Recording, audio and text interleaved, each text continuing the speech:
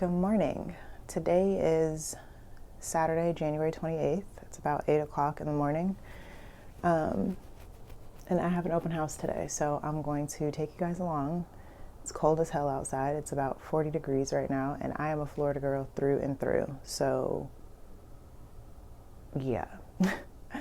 But I'm just going to take you guys through kind of how I get ready for open house, what I do, my setup, and we're going to see how it goes. Hopefully we have a lot of buyers show up today.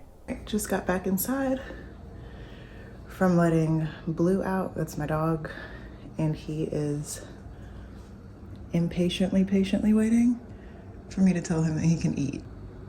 Break. So the plan is to go to Publix, pick up some snacks, some water, and then I also need to get some stuff for later to cook. And open house is from 11 to 1, so I usually like to get there about like an hour early just so I can go into the home, check it out, see what's going on, set up obviously, and then go and set up my signs. So it's 8:35 now, and we're gonna get going in a bit because I need to get a move on.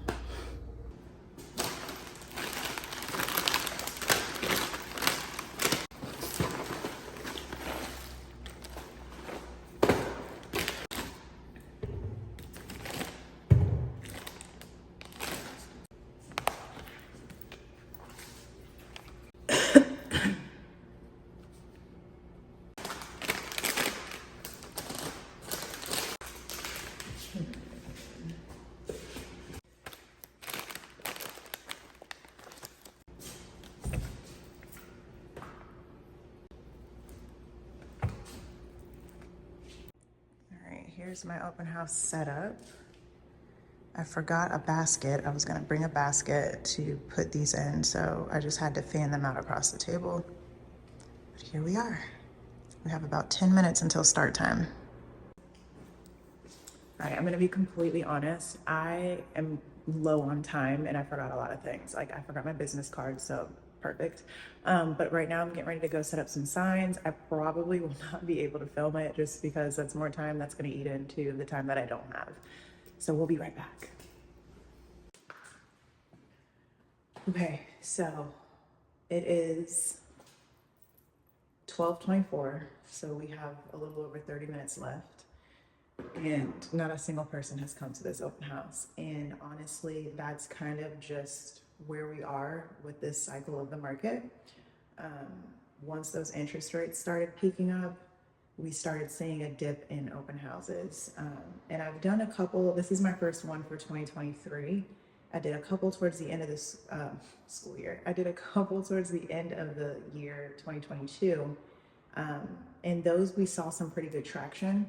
And this is also a townhouse community, so I know these sometimes can see a little less foot traffic just because of the location being kind of secluded and deep in the back and all of that. So I'm just gonna hang out here for another 35, 40 minutes and see if anybody comes through. I have a rental showing at 1:30 downtown, and I'm on the south side, closer to, what am I near? It's kind of like South Side Estates area, so not too far, but I really need to be out of here at 1 o'clock firm. So I just wanted to hop on here and kind of explain that. If there's any other realtors out here who are new and kind of understand, or who don't understand, just wanted to take a minute to explain that. All right, so that did not go as planned. I didn't get as much footage as I wanted to just because I did not have the time, and I was on a time crunch getting there and on the way to my next appointment. So that's where we are with things. But I did want to finish the point that I was making towards the end of that video, and it was about buyers kind of slowing down and not going to open houses. And I know right now it's been kind of rough for buyers or people who thought maybe around this point in their life they would be buying a home, but they're still renting. And I'm hoping that this encourages some people, because I was just working with a buyer, or I am working with a buyer, but I was just having a conversation with her recently, And she was not aware that if she were to go get pre-qualified or, start the pre-approval process, that she could basically stop if she felt like it was not in the cards for her, or if the numbers weren't working out in the way that she thought that they should. And I know it may feel like, there's agents everywhere, right? We're all over social media. It's like, oh, hey, I'm an agent, buy, get with my preferred lender. And the truth of the matter is, at least for me, I'm always going to encourage you to do what's best for you. I'm never going to push owning a home on you. If that is not where you are set up right now financially, why would I push that? My thing is for you to be educated. And the first step to that is getting with a lender to learn what your financials look like. And if it's not a lender, get with a financial planner, someone who can look at all of the accounts that you have, bank accounts, savings accounts, any investments accounts, or anything that you are invested in. You want to make sure that someone has a full picture of where your money is and how it's coming in and how it's going out, what your debts look like, and how much house you can afford. That is the most important thing before anything. You need to know how much you can afford. And if you don't look at the hardcore facts, data, like hard black and white numbers on paper, you're just basing your decision off of a guessing game, and that's going to get you nowhere. So I know there's a lot of conversation out there for renters especially, should I buy now? Should I wait? There is not a one size fits all answer, and that is just the truth. You need to have somebody who can look at your specific situation, and then you can make the decision from there once you've had all that explained to you, whether it's the right decision for you to buy or to continue renting. I will say there are options out there. We have seen where sellers right now, because the market has shifted the way that it has and inventory has become low, houses are sitting on the market longer, sellers are willing to help out buyers again. That was not the case for like the last year or year and a half. So we're starting to see that again. They're offering to help with closing costs. They're offering to help with interest rate buy downs. And so if you're a first time home buyer, or if you're someone who just is wanting to buy because you're tired of renting, you still have options. But again, you have to know what those options are, and you have to talk to the right people. So if you're not already working with a lender, or you're not already working with an agent, find an agent, get with their preferred lender, and have that conversation. Learn what's going on with you financially so you can make the best decision. So there is something called a 2-to-1 buy down, and this is buying down your rate. So again, I am not a mortgage lender.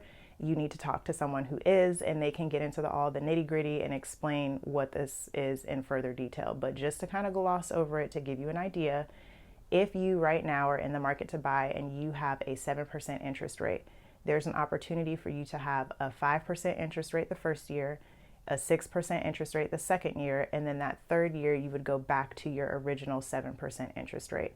And this is done by buying your interest rate down through points. So 1 point equals 1%. So if you buy down 2 points, you're going from a 7 to a 5 in interest. If you're buying down 1 point, you're buying from a 7 to a 6. I hope that makes sense.